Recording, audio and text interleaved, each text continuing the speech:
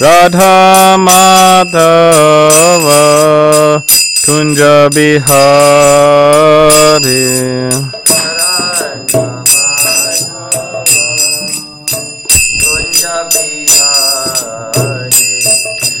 Gopi Jana Vallabha Girivaradari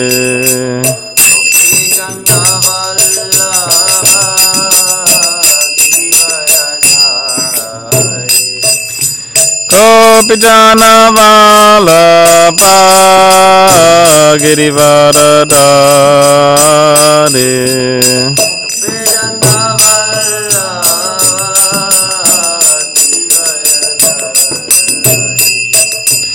Yashoda Nandana Brajana Ranjana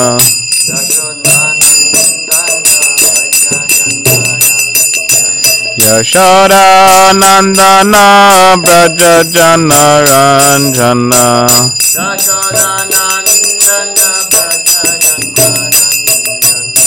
Yamuna Tira Vanachari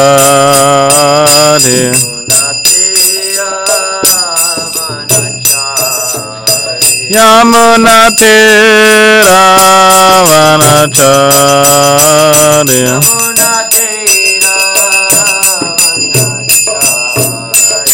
Jai Radha Madhava Kunja Bihari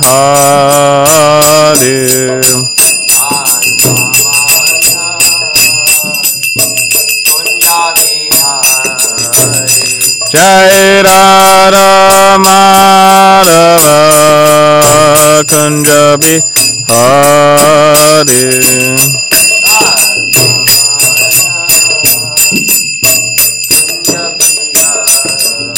Jaya Radha Madhava Kunja Bihari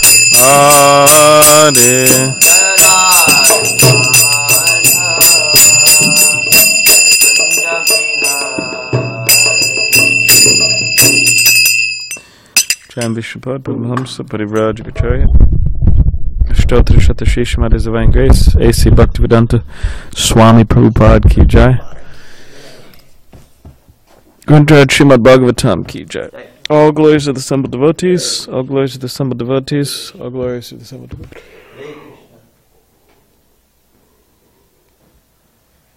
All glories to Sri Guru and Sri Gauranga.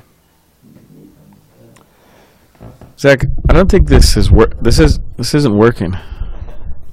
It's Kali Yuga technology. Oh really? Oh. Oh, so Mars turned it off because of the yeah. Hmm. When did he turn it off? Like in the beginning of the class? I must not have been here.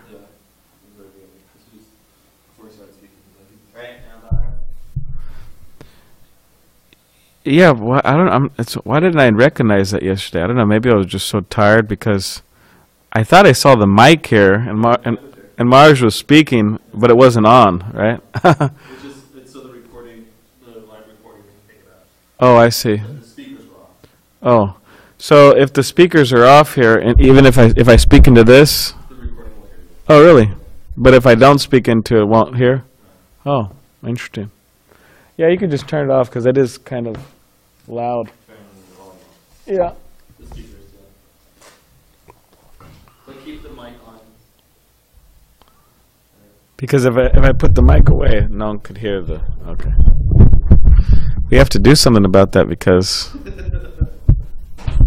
Mars comes in. Yeah, Mars gonna. My Guru Maharaj is gonna be here tomorrow. So, I don't know, because it is loud. It's not supposed to be like that.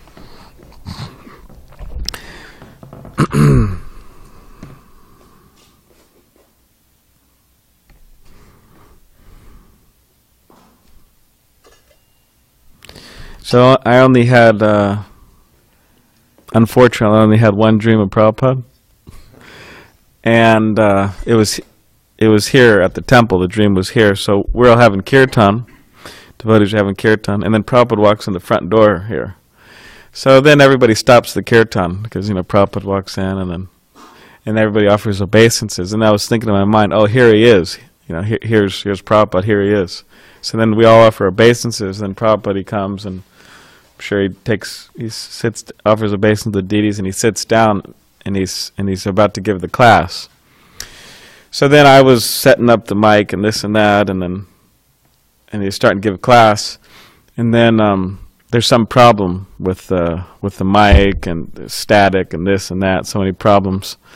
And then Prabhupada just says, oh, Kali Yuga technology, as a Prabhupada said.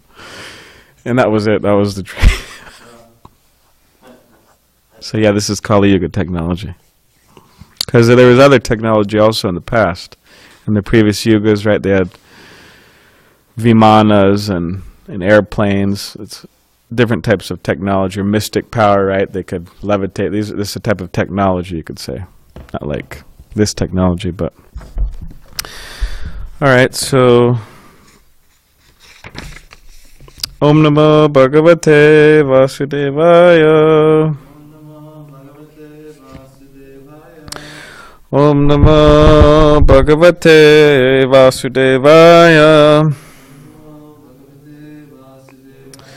Om Namo Bhagavate Vasudevaya.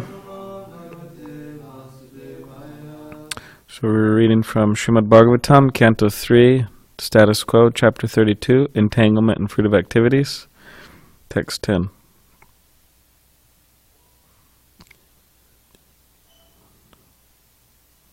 What is its meter? I think it's Brahma Samhita, right?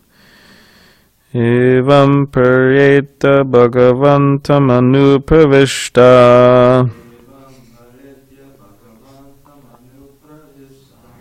ye yogino jitamarun manaso viraga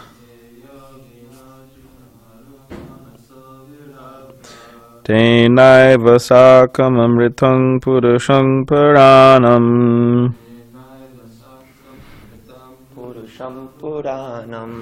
Brahma pradhanam upayantyagathan bimana. Brahma pradhanam upayantyagatha bimana. Evam pareta bhagavantam anupravishta. Evam paretya bhagavantam anupravishta. Ye yogino jitamarun manaso viraga.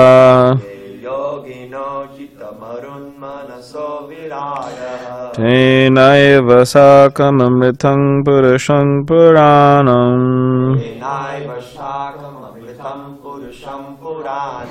Brahma pradhanam upayantyagatha bimana.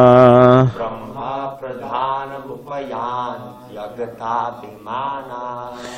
Evam paretya bhagavantam anupravishta. Evam paretya bhagavantam anupravishta. Ye yogino jitamarun manaso viraga. Ye yogino jitamarun manaso viraga. Tenaiva sakam amritam purusham puranam. Tenaiva sakam amritam purusham puranam. Brahma pradhanam upayantyagathan bimana. Brahma pradhanam upayantyagatha bimana. Evam paretya bhagavantam anupravishta. Evam paretya bhagavantam anupravishta. Ye yogino jitamarun manaso viraga.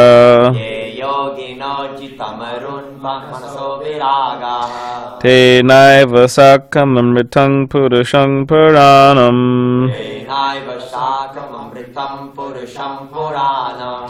Brahma pradhanam upayantyagathan bimana. Brahma pradhanam upayantyagatha bimana. Evam paretya bhagavantam anupravishta. Evam paretya bhagavantam anupravishta. Ye yogino jitamarun manaso viragaha. Ye yogino jitamarun manaso viraga. Tenaiva sakam amritam purusham purana. Tenaiva sakam amritam purusham purana. Brahma pradhanam upayant yaga atha abhimana. Pradhanam upayant yagata bhimana. Evam paretya bhagavantam anupravishta. Ye yogino jitamarun manaso viraga. Tenaiva sakam amritam purusham puranam. Brahma pradhanam upayan jagatha bhimana.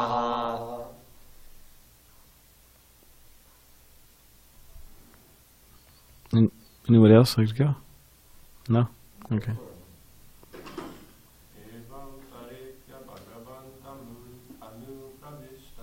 Evam paretya bhagavantam anupravishta.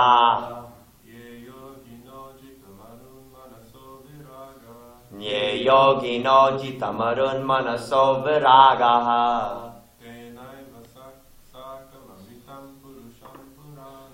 Tenaiva sakam amritam purusham puranam.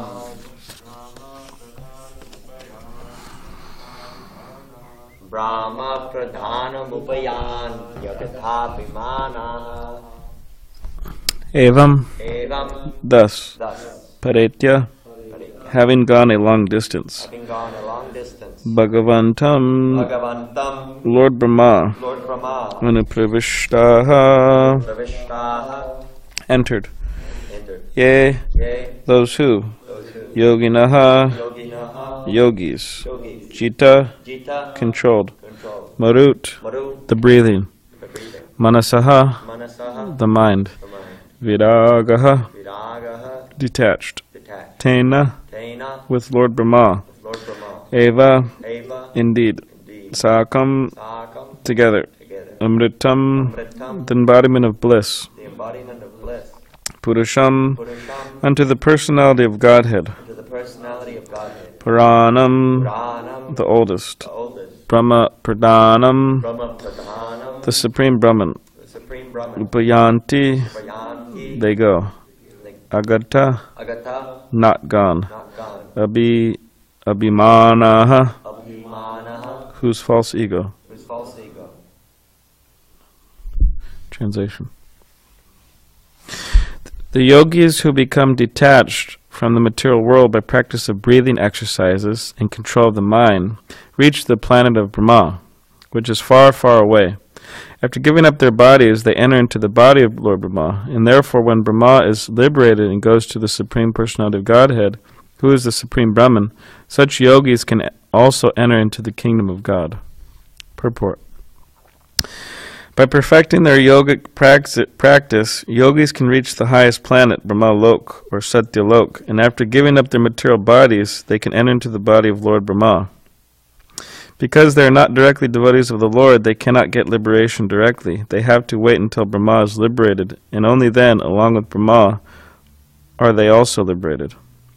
It is clear that as long as a living entity is a worshipper of a particular demigod, his consciousness is absorbed in thoughts of that demigod, and therefore he cannot get direct liberation or entrance into the kingdom of God. Nor can he merge into the impersonal fulgence of the Supreme Personality of Godhead. Such yogis or demigod worships are subjected to the chance of taking birth again when there is again creation.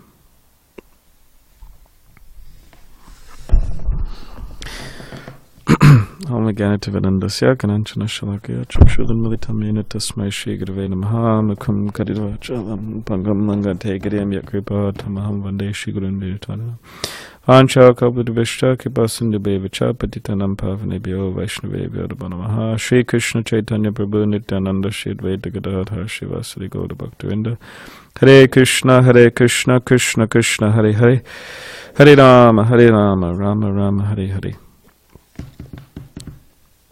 Do you think you could grab a Bhagavad Gita, Jamal, please, for me. So read the translation again. The yogis who become detached from the material world by practice of breathing exercises and control of the mind reach the planet of Brahma, which is far, far away. After giving up their bodies, they enter into the body of Lord Brahma. And therefore, when Brahma is liberated and goes to the Supreme Personality of Godhead, who is the Supreme Brahman, such yogis can also enter into the kingdom of God.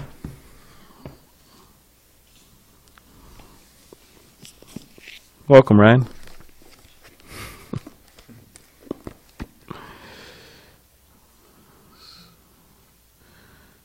So in Bhagavad Gita, in very famous, the whole Bhagavad Gita is famous, but there's a list of shlokas that, or you could say, within the Bhagavad Gita, most famous within Bhagavad Gita are well-quoted verses.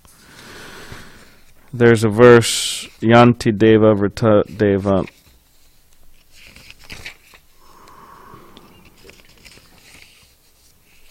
Oh, Krishna.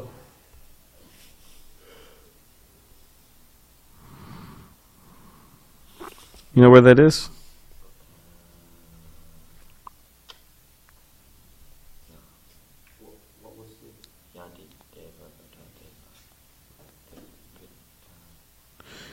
Is that how it starts? That's how it starts, right? Okay, there it is. Okay, 925. So in 925, there's this verse here. So it says, Yanti deva vritan devan pritrin yanti priti vrataha bhutani yanti bhuteja yanti madhya jinopimam. So Krishna says, those who worship demigods will take birth among the demigods. Those who worship the ancestors go to the ancestors. Those who worship ghosts and spirits will take birth among such beings, and those who worship me will live with me. That's what Krishna says. And then Prabhupada says, if one has any if one has any desire to go to the moon, the sun, or any other planet, one can attain the desired destination by following specific Vedic principles recommended for that purpose, such as the process technically known as Darsha Purnamasi. These are vividly described in the Fruit of Activities portion of the Vedas, which recommends the specific worship of demigods situated on different heavenly planets. Similarly, one can attain the Pita planets by performing a specific yajna. Similarly, one can go to many ghostly planets and become a yaksha, raksha, or pishacha. Pishacha worship is called black arts or black magic. There are many men who practice this black art, and they think that it is spiritualism, but such activities are completely materialistic. Similarly, a pure devotee who worships the Supreme Personality of Godhead only achieves the planets of Vaikuntha and Krishna Lok without a doubt. It is very easy to understand through this important verse that if by simply worshipping the demigods one can achieve the heavenly planets, or by worshipping the Pitas achieve the Pita planets, or by practicing the black arts achieve the ghostly planets, why can the pure devotees not achieve the planet of Krishna or Vishnu? Unfortunately, many people have no information of these sublime planets where Krishna and Vishnu live, and because they do not know of them, they fall down. Even the impersonalists fall down from the Brahma Jyotir. The Krishna consciousness movement is therefore distributing sublime information to the entire human society to the effect that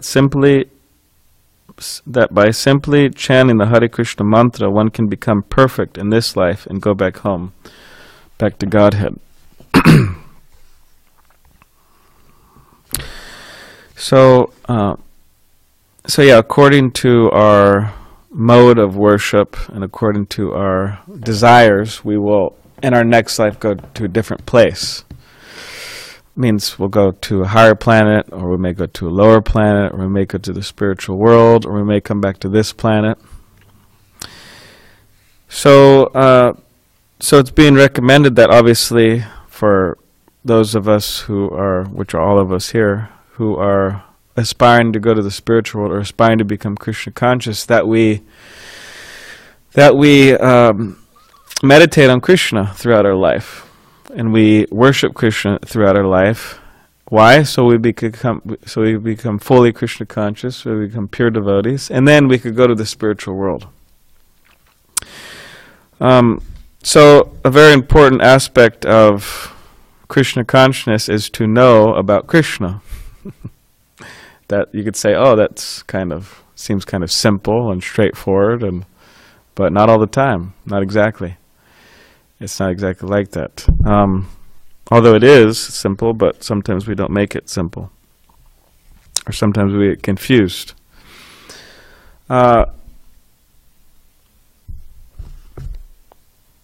Like one devotee, Bhorijan Prabhu, one of Prabhupada's disciples, he said in a lecture some time ago, he said, I am waiting for the day to come when the chanting of Hare Krishna mantra becomes popular again in the Hare Krishna movement. Now, of course, someone would say, hey, well, it is popular. There's so many 24-hour kirtans, 8-hour kirtans, so many big kirtans, and japa, and this and that. But maybe from, God knows what Bhorijan Prabhu's experiencing, feeling from, the days of Prabhupada's days. But the point is we could chant more Hare Krishna.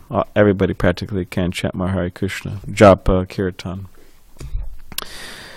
But yeah, so to know about Krishna is extremely important in Krishna consciousness.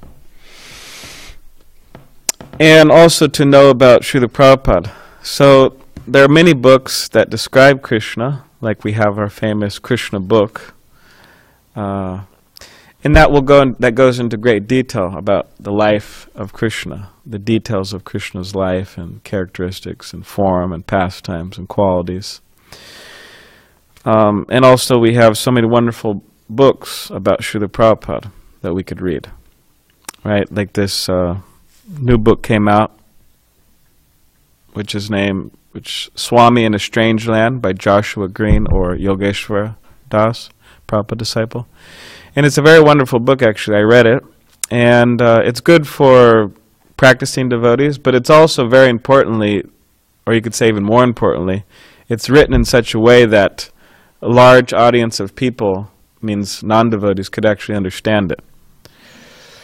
In other words, within ISKCON we have the ISKCON jargon and the different words we use that people aren't familiar with. So he very carefully has written that book so it could be read by anybody. A very wonderful book. So, and there's so many books like that. And in this way we become familiar, we know who we are worshiping. Which is an important thing, right? We want to know who we're worshiping. We want to know very detailed description. We want to know very clearly who we are worshiping.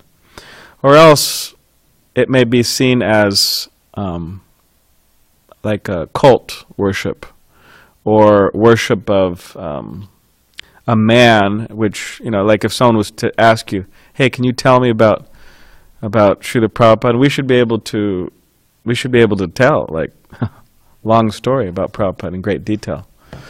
You think about one of Radhanath Swami's classes or something, he'll speak for 3 hours.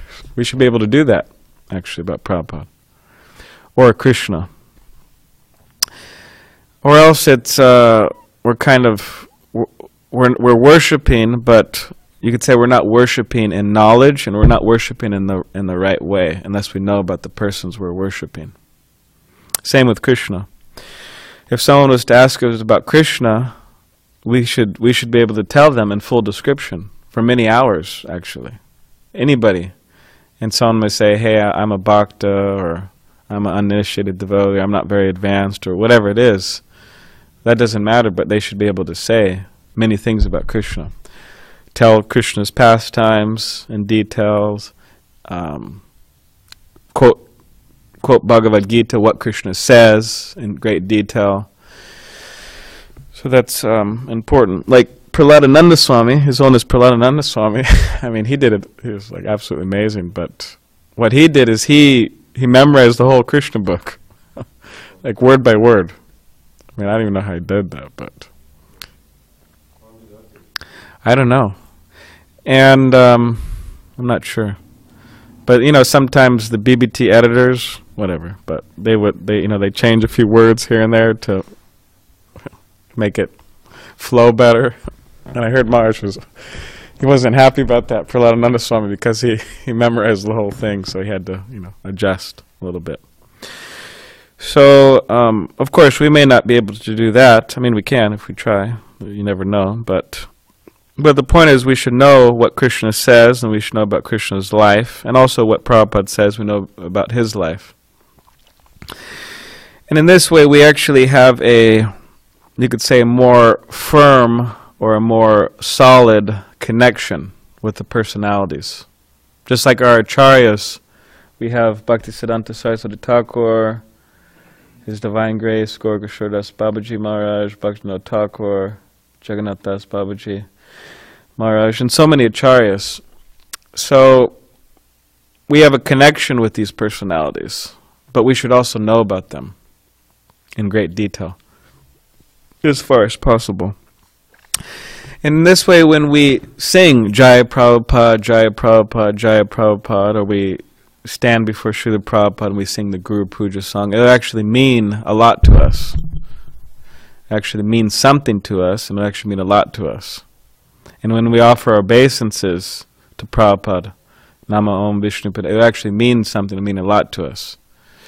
And those devotees who had the personal association of Prabhupada, the Prabhupada disciples, and who were initiated by Prabhupada and so on, had some connection, you could say personal connection, when they sing Jaya Prabhupada, Jaya, and they offer obeisances, and if they're in good consciousness and Krishna consciousness, it means a lot to them, because they know this person. Just like, for example, if my mother walks into the door, I know her. She has taken care of me throughout my life in different ways. So that means something. Oh, hey, it's my mother, and hello, how are you, and whatever. We exchange words and like that. Where there's a connection, there's a relationship there. But somebody else, who doesn't know her,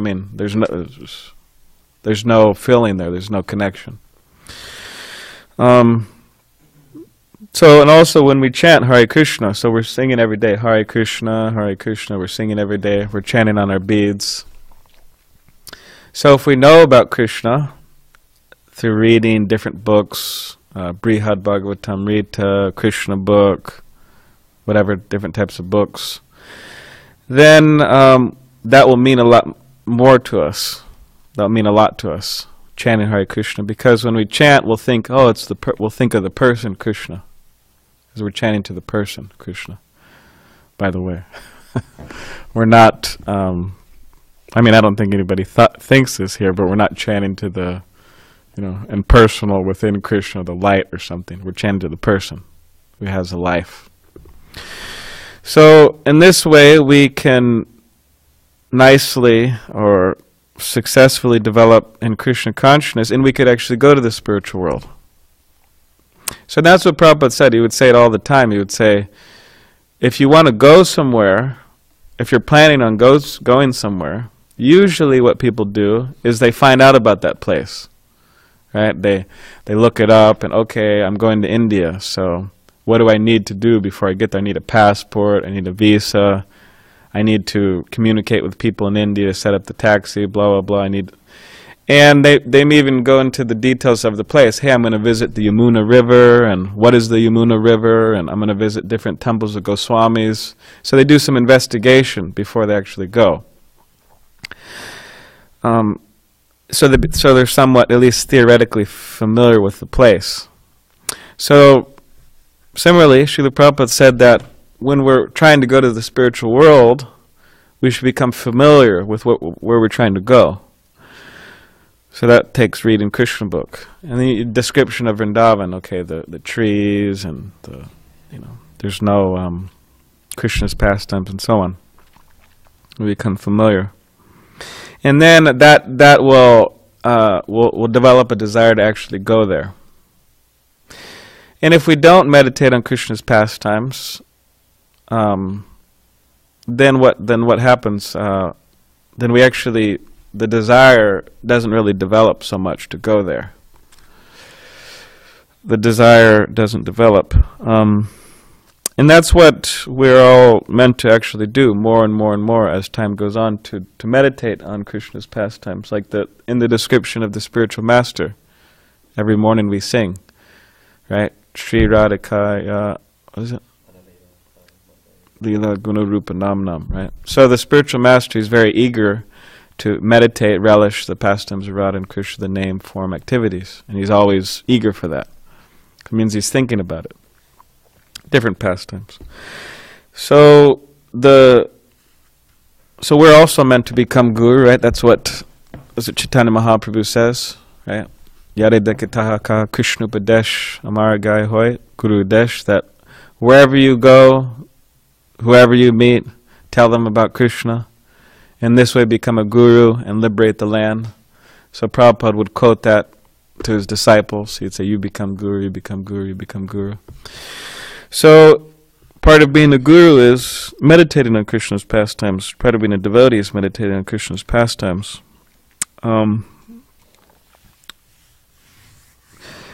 So that's the principle that Krishna is mentioning throughout the Bhagavad Gita, that whatever we meditate on, we become attached to, either negatively or positively. Either we become attached to things that degrade us, or we become attached to things that elevate us. And whatever we meditate on, that's what happens. So, what's like, Dayato Vishayan Pumsa, Sangas Teshu Bajayate, Sangat Sanjayate Kama, Kama Kroda Bijayate. So, Krishna is saying that from meditation on sense objects, meditation on sense gratification, lust develops, and from lust, attachment, eventually it turns into anger, frustration. One falls into the material pool, loses their intelligence. So that's all through meditation. So everybody's meditating. Right? Everybody's a meditator. So, but similarly, through meditation on Krishna's pastimes, then the exact opposite thing happens. One, you could say by meditating on the pastimes, this spiritual, Krishna prema develops, and then attachment, Krishna prema, everything like that, and then one regains their spiritual intelligence by doing the exact opposite thing. So all of our acharyas, which we have a lot of acharyas, but they would always stress this point, that we have to meditate on Vrindavan. We have to meditate on Vrindavan. We have to meditate on Vrindavan.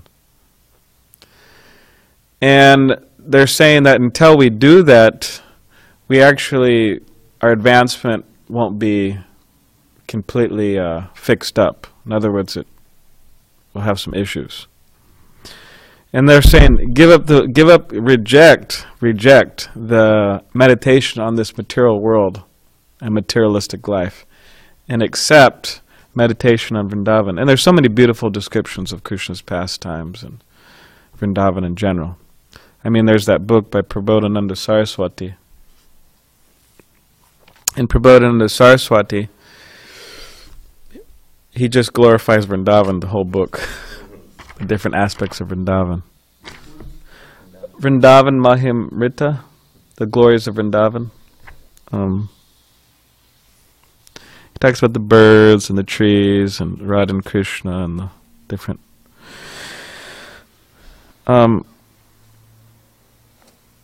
So yeah, according to our meditation, our consciousness becomes fixed on something or someone. So we want to meditate on Krishna and Srila Prabhupada and service to them, so our consciousness will become fixed on them. And then in the next life we will join them. So that's the idea. And in relation to, because the purport, it's a little, because it's saying that the yogis, the purport in the Srimad Bhagavatam, today's purport, saying that the yogis, they go to Brahma Lok, they go to Satya Lok, and then they have to wait until Brahma is liberated, and only then, along with Brahma, are they also liberated. And it's saying that after getting with their material bodies, they can enter into the body of Lord Brahma. Now, how exactly that works, I'm not sure, to be quite honest. The yogis entering the body of Lord Brahma, I mean. But then later on, Srila Prabhupada says that those who worship as devas, they cannot get direct liberation or entrance in the kingdom of God. They have to enter or they can't merge into the personal effulgence of Krishna. Such yogis or demigod worshippers are subjected to the chance of taking birth again when there is again creation. So we know that there's destruction, and then again there's creation, on and on and on. So I said the yogis have to wait till that, again creation. But then in the beginning of the purport, Srila Prabhupada is saying that, they merge into the body of Lord Brahma, they go back to Godhead. So exactly how all these things are working, I'm not exactly sure, but what I did think of was that devotees, in Borjan Prabhu's book, My Glorious Master's book about Prabhupada, he says that, quoting Srila Prabhupada, that if one thinks of the spiritual master at the time of death, what will happen? And the idea is that they'll get the same result as of thinking of Krishna. So I thought of Lord Brahma and his followers. I mean, Lord Brahma is a devotee, and his followers being attached to Lord Brahma. They think of Lord Brahma, or they merge into his body, or however that works. Then they could go back to Godhead. So, whatever the case,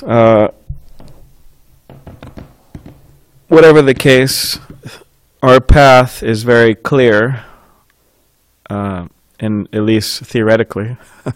In other words, what we need to do to become successful is very clear.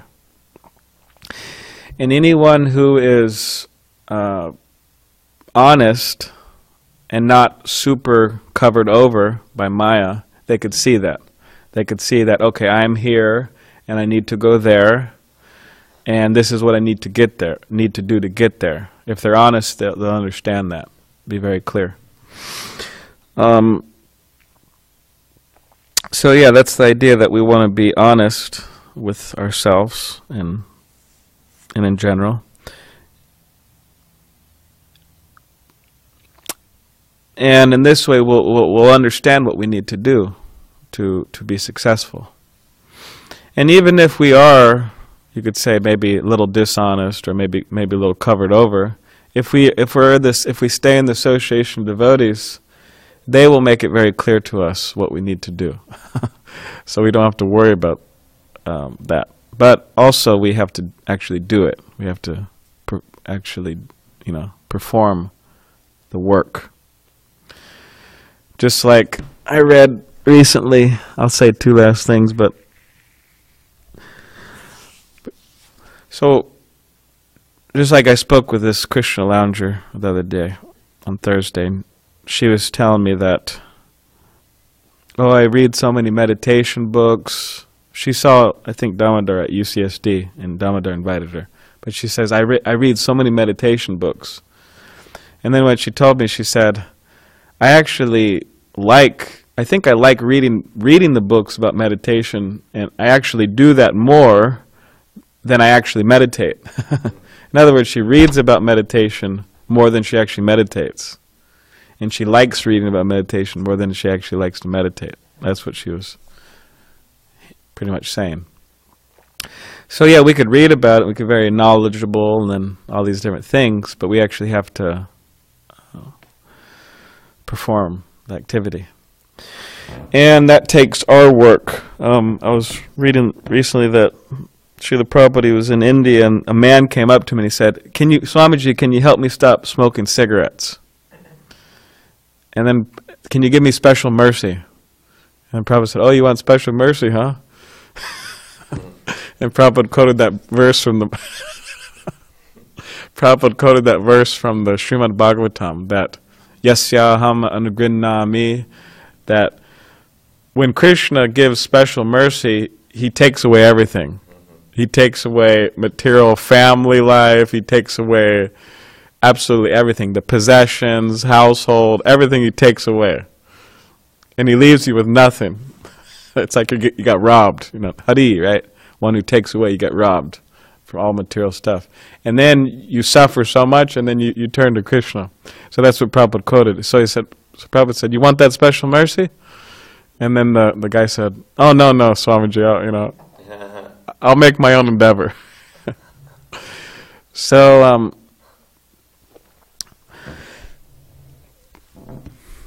yeah, devotees, they want mercy. We want mercy, but I don't know. Maybe we want that type of mercy too. That the guy didn't want. We want that. Maybe not. But whatever the case is, Prabhupada said we have to do our work. We have to do our own work to be successful. And of course, combination of our work and Krishna's mercy, spiritual master's mercy. So does anyone have any questions or comments? Yes. I just heard something very funny the other day. I was listening to a lecture, and the speaker was saying when we're too much involved with ourselves, they're just saying, why does it say, oh, you're full of it? Yeah. Because we're always thinking about our own opulences. I'm such great chant here, I'm such this, that. And then, the tendency is to have, that when we do have opulences, we become envious and others have greater opulences than us, or we become arrogant to those who don't. But, when we're always meditating on ourselves, that doesn't give any room to meditate on Krishna or the spiritual master.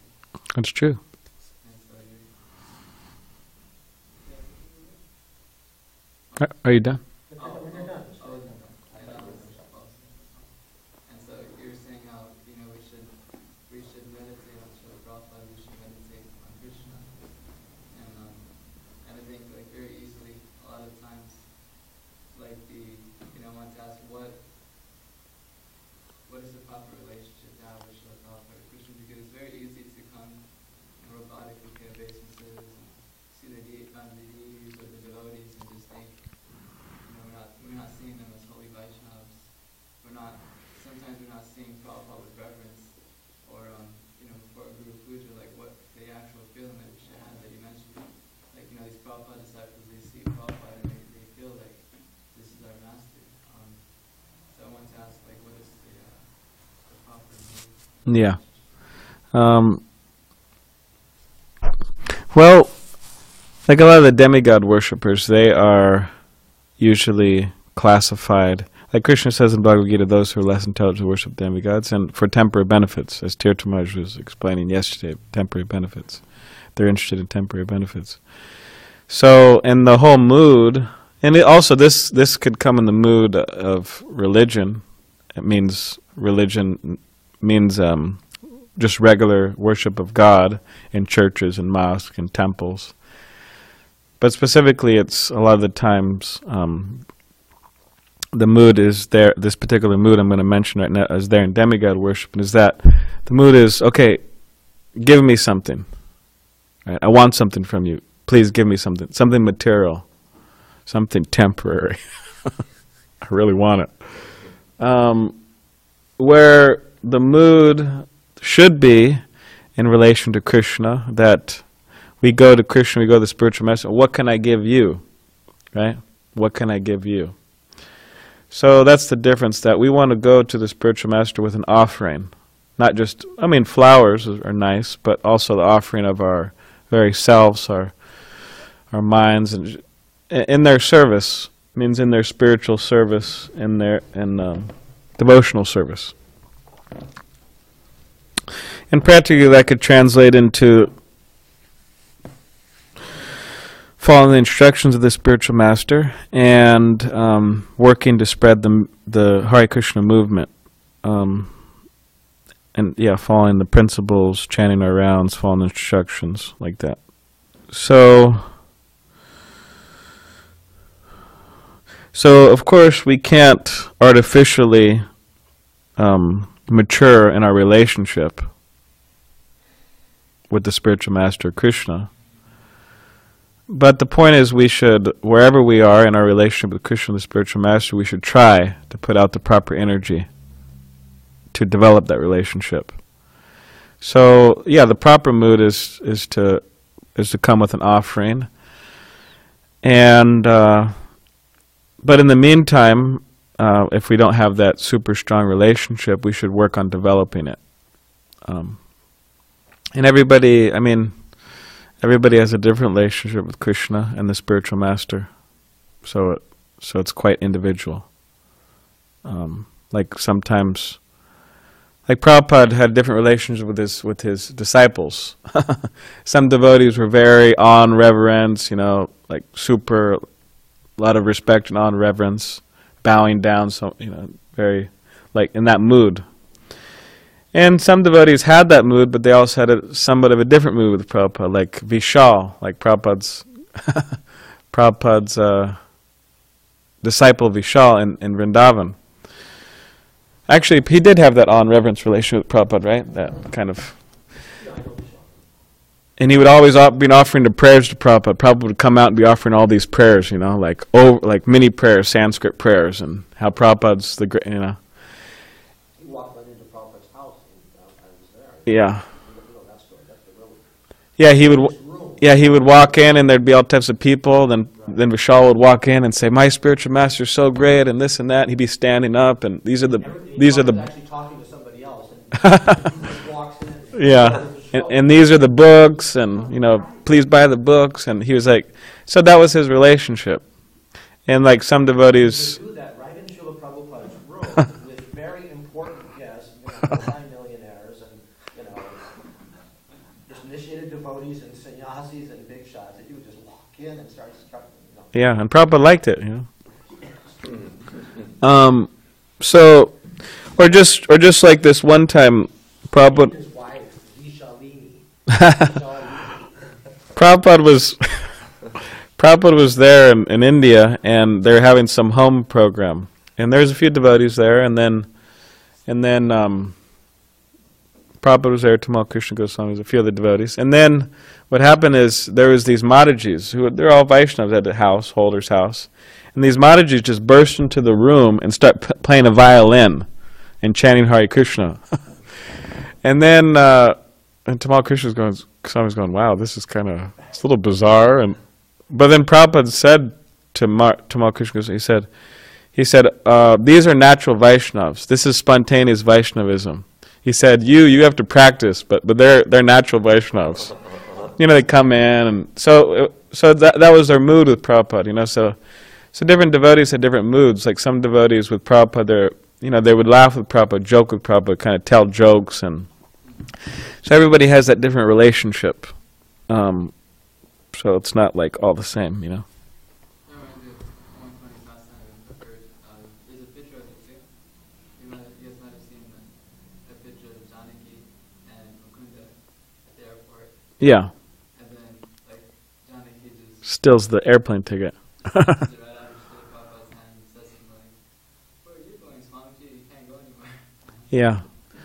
Or like Prabhupada's female disciples, sometimes they treat Prabhupada like their son, like they're like motherly, like, "Oh, Prabhupada, you can't eat that," and they're telling their spiritual master, "Oh, you can't," so. You had something, Abhinanda? Yeah, well, it was based on the previous point that Dr. Kumar brought up, which is, crying for Krishna is what we're trying to do. But generally we cry for ourselves, our own problems. I'm talking about as devotees, as a Vaishnava. Yeah. So we're always, instead of crying for Krishna, we're crying for my wife, my money, my home. I invested as a devotee money in the stock market, or I got involved with a Alachua scam or whatever, and I'm so unhappy. And so just watching a video this morning, just a 5-minute one. It's a great clip, posted by the way by Rajendra Nandana Prabhu with Gaur Govinda Swami, and it's just really great. One of his disciples you know, it's like Australia possibly, raises his hand and explains to Gaur Govinda Maharaj that he is, has a hard heart, not a soft heart. And then immediately he interrupts him. It's because you are crying for your life. You're not crying for Krishna. And he goes on and on, just over and over again. It's great. I'll send it to you guys. Oh yeah, that'd be great. It's wonderful. Srila also describes, just back to Prabhu's asked question about what's the feeling that we have in the relationship, building that relationship. And there's this very famous story of when Gargamuni was first coming to the temple, Gargamuni Prabhu, and he was saying, I don't feel like bowing down to Swamiji. And should I do it? Should Prabhupada said to him, yes, you'll do it, because the feeling will come in time. Yeah. So as sadhakas, we do these things. There's another famous letter from Prabhupada where he's talking about kitchen standards. And he's talking about, this needs to be clean, this should be like this should be like this. And he said, this is very simple. If you can't follow these simple instructions, where is the question of love? So these things about waking up from Mangalarti, we think it's all a benefit for us, but actually this is how we develop love for Krishna, not just like, because I want to be austere and practice the hasi and all these things. This is actually showing Krishna that we love him. Even if we don't have that feeling yet, it's like, you do things for somebody to express that love. So that feeling will eventually come. So we don't need to fake it. It's like, that's why we call it a spiritual practice. We're practicing, we're sadhakas, we practice sadhana bhakti. So we're doing these things to get to that point of spontaneous love eventually, but if it's not there, that doesn't mean, okay, well, I don't do it. There's a big problem, there was a big issue, early on in ISKCON where the Buddhists were saying, if you don't, you're non-opera, you're committing all these offenses. You shouldn't chant. Prabhupada said, no, this is not, it's double-sided. You chant to become purified, and then by chanting, your chanting becomes purified. So you have to continue on in the practice for the feelings to eventually come. Yeah, that's a great point. As we develop that love for Krishna, especially through the beautiful form of Radhikiri Hari and Vishnukorni Thai, and then by distributing, of course, the Bhagavat or the Bhagavad Gita on book distribution, one will develop quicker.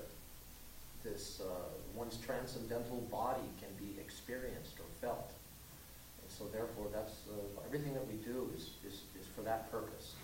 To get to that point where we can feel the presence of Krishna's and Srimati Radharani so powerfully that we don't want to look and absorb the glancing of the eyes and the hearing of the ankle bells. We don't desire that anymore. When we get to that point where we don't turn our head, that's a sign of advancement. Yeah.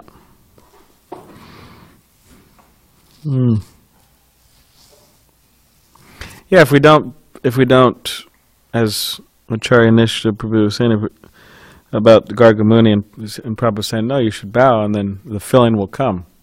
And that's true that if we actually serve someone, then the feeling will develop. And if we don't serve them, then the feeling doesn't develop. So that's important that we serve. The feeling develops or remains for your wife, your future wife, your mother, your children, and friendship, society, love, right? Exactly. As a devotee. Endless. This is the danger. That's why we're having this class. This is what we have to watch out for ourselves.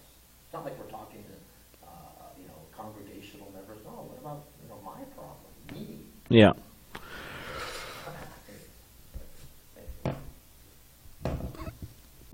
All right, Jai. Srimad Bhagavatam ki Jai. Srila Prabhupada ki Jai.